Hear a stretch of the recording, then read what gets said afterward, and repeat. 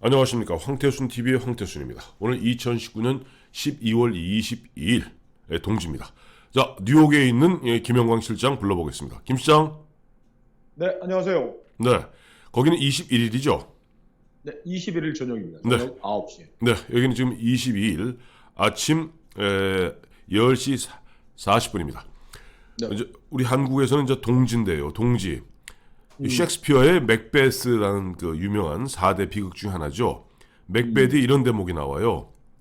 아무리 밤이 길어도 반드시 새벽은 온다. 와. 자, 제가 이 말씀을 드리는 거는 지금 한반도를 둘러싸고 이제 12월 24, 25 양일간 아마 김정은이가 트럼프를 향해서 뭔가 선물을 보낼 것 같은데 뭐 여기 대해서 한번 우리 2006년 10월 9일 1차 핵실험 이후에 그동안 지속적으로 김정은과 김정일에게 산타크로스 역할을 했던 사람은 바로 누굴까 하는 부분에 대해서 짚어보겠습니다. 누굽니까? 문재인입니다. 그 셰익스피어 얘기를 하셨으니까 저도 하나 하겠습니다. 네. All has gone is a prelude. 지나간 것은 모두 서막에 불과하다. 지나간 모든 지금- 것은 서막에 불과하다. 그게 바로 템테스트에 나오는 겁니다. 네. 예, 참고로 제가 영문과 나왔습니다.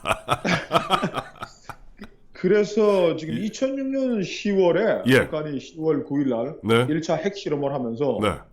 북한이 어디로 가고 있는가를 네. 이제 분명히 보여줬을 때 네네. 그때가 이제 노무현 대통령 시절이었는데 그렇습니다. 그 1년 후에 네.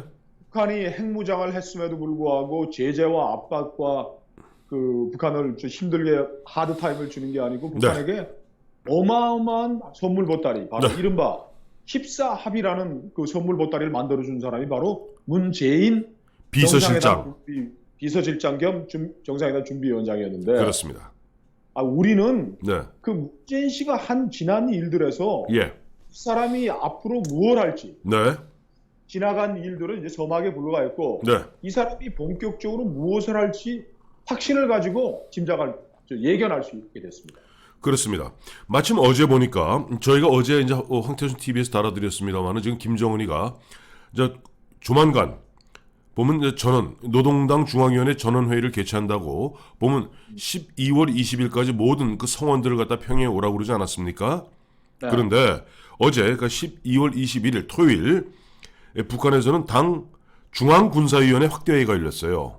그러니까 당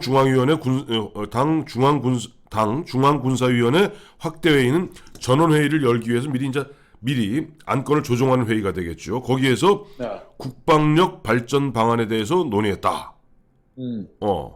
그러면서 그렇다면 뭐니까 오늘이나 내일쯤 아마 노동당 중앙위원회 전원회의를 갖다 개최할 것이고 그 결의에 따라서 24일, 25일 양일간에 아마 산타크로스 같이 저 크리스마스 선물을 보낼 텐데 앞서 우리 저 김영환 씨가 말씀하신 대로 12월 24일은 중국 스촨성 청두 성도죠. 그 청두에서 한중일 정상회담이 있어요. 여기에서 네. 또 문재인 씨가 또 무슨 얘기할지 걱정됩니다. 아니 걱정할 게 없는 게 저희가 그걸 짐작할 수 있지 않습니까? 1차 핵실험 이후에 네, 문재인 씨가 네, 선물 보따리를 14합이라는 선물 보따리를 만들어서 네. 김정일에게 아주 화끈하게 안겨줬죠. 그렇죠. 그래서 그 뒤를 이었던 이명박 정부 때에는 북한과 접촉만 하면 북한 사람들이 하는 말이 있습니다. 14합의 이행해라. 뭐 그거였는데 지금 문재인 대통령도 오해할 수 없을 정도로 북한은 네, 핵 보유국으로 길을 가고 있다는 걸 보여줬잖아요. 네, 6차 핵실험이 2017년 9월 문재인 대통령 시절 이루어진 거예요. 맞습니다. 그리고 또 ICBM 무력 완성은 네, 17년 7월에 네, ICBM 화성 14형 발사 성공했고 네, 그리고 2017년 11월 29일 날 화성 15형 네, ICBM 발사 성공하고 난 뒤에 북한이 핵무력 완성을 선언했는데 네, 그렇습니다. 문재인 대통령이 지금 김정은에게 취할 행동은 무엇이냐? 네, 선물 보따리를 주는 거죠. 그렇습니다. 이게 저희의 억측일까요? 아닙니다. 자, 네. 아까 우리 김영학 시장 말씀하신 대로 2017년 11월 29일, 그러니까 2017년 9월 3일 6차 핵실험, 이게 규모가 그 당시 지진 규모가 나오자 진도가 6.3입니다. 그래서 이것이 미루어 짐작컨대 수소폭탄 실험일 것이다 라고 그 당시 전문가들이 예측을 하고 있었고, 곧 이어서 두 달 후인 11월 29일 저와 김영관 시장이 오사카를 가다 비 맞으면서 뚜벅뚜벅 걷고 있던 그 시점에 화성 15호를 발사함으로써 핵무력을 완성했고요. 그때 갓 출범한 트럼프 정부는 그야말로 정말 화가 나서 Fire and Fury 얘기했을 때 흔한 얘기로 그 트럼프 정부를 갖다 회방 놓고 그 어떤 뭐랄까 북한을 갖다가 혼내주려는 그 의지를 갖다 꺾은 것이 바로 문재인 정부죠. 그거는 평창 평화보따리였죠. 네, 그렇습니다. 평창 평화보따리를 김정은에게 안겨줌으로 해서 네. 김정은이가 핵무력, 네. 아이스비엠 보유의 길을 뚜벅뚜벅 걸어가는 네. 시간을 충분히 벌어줬다. 예, 그렇습니다. 아까 말씀하셨지만은 그 북한은 핵 실험에 대해서 자기들이 명확하게 우리가 왜 핵실험했는지 밝혔고 네, 미국 정보 당국이 그걸 확인했죠. 네, 그렇습니다. 1차, 2차는 플루토늄 실험했습니다. 그렇습니다. 플루토늄 핵실험. 네, 3차는 농축 우라늄. 네, 4차는 수소폭탄. 네, 5차는 핵 무력의 네, 핵탄두죠. 네. 표준화 국격화를 했다. 네, 표준화 국격화. 그 다음에 6차 문재인 대통령 시절에 했던 6차 핵실험에서는 네, ICBM 수소폭탄 시험에 성공했다 하면서 대기권 진입하는 뭐 핵탄두 뭐 모습도 보여주고 네. 여러 가지 쇼를 했던 거 아닙니까? 그렇습니다. 북한은 뚜벅뚜벅 정권과 관계없이 핵 강국의 길을 지금 걸어온 건데 네, 우리 문재인 대통령이 이번에 뭐 청두에 가가지고서 북한 김정일에게 뭐 야 너 인마 핵 강국 안 돼. 우리는 너희들이 핵을 가지고 있는 한은 같이 살 수가 없는 거야. 네. 핵 내려놔 라고 얘기하겠습니까? 아니요. 중국이 이번 유엔 안보리에 갖고 주장하고 있는 네, 제재 완화에 남북 철도 연결이 들어가 있다는 건 네, 이미 중국이 유엔 안보리 무력화를 하는데 네. 우리 외교부와 청와대가 의견을 교환하고 사전 조율했다는 걸 보여주는 거예요. 그렇습니다. 그래서 네. 저는 이 한반도의 전쟁을 부르고 네, 북한의 핵 강국, 아이스비엠 강국을 허용하고 한반도의 전쟁을 초래하고 있는 것은 문재인 대통령 본인 자신이다. 김정은에게 평화 보따리 선물 공세를 계속 주고 있지만은 이번에 네. 세 번째 보따리겠죠. 네, 첫 번째는 14합의, 2007년 네. 14합의, 네, 2018년에 평창 평화 보따리, 이번 세 번의 청두 평화 보따리를 문재인 대통령이 김정은에게 안겨주고 네. 한반도는 한 치 앞도 내다볼 수 없는 전쟁 위험 상황으로 이제 돌입하게 되는 거예요. 자, 근데 여기서 두 가지를 갖다 이제 짚지 않을 수가 없어요. 앞서 이제 전쟁을 부른다는 말씀하셨는데, 전쟁을 네. 부른다. 마치 그 말씀을 들으니까 우리 구한말에, 그 조선 말, 그 19세기 말에 보면은 청일 전쟁을 부른 것이 일본과 청나라의 패권 다툼 때문입니까? 아니면 당시 고종 정부의 무능 때문입니까? 저는 두 저는 개가 다 영향이 저도 있지만 그래요. 뭐 둘 다 알아보는 그때만 이게 당시 우리 조선 정부가 단호한 입장과 또 현명한 입장을 취했더라면은 한반도가 청나라와 일본의 전쟁터가 될 리가 없었습니다.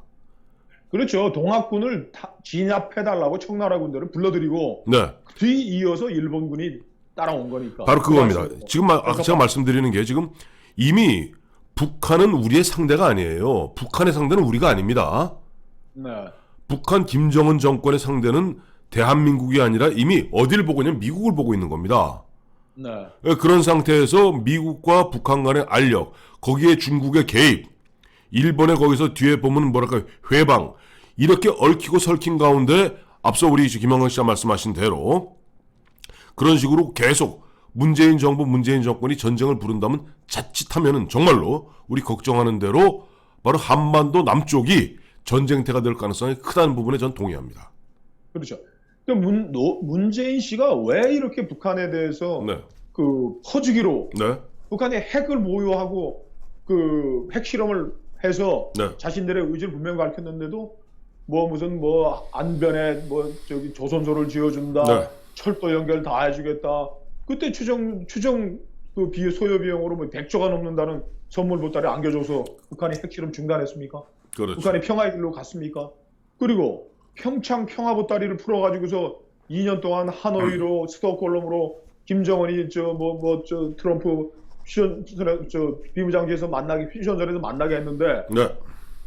저 김정은이가 뭐 동창리 뭐 미사일 시설 네. 다 헐겠다고 약속했고 지금 다시 거기 지금 완전 복원한 거 아닙니까? 그렇죠. 문 대통령은 자신의 두 번의 이 평화 보따리가 왜 실패했는지에 대해서 철저히 반성하고, 근데 반성을 안 할 것 같아. 이 사람은 의도를 가지고 그렇게 했기 때문에 네.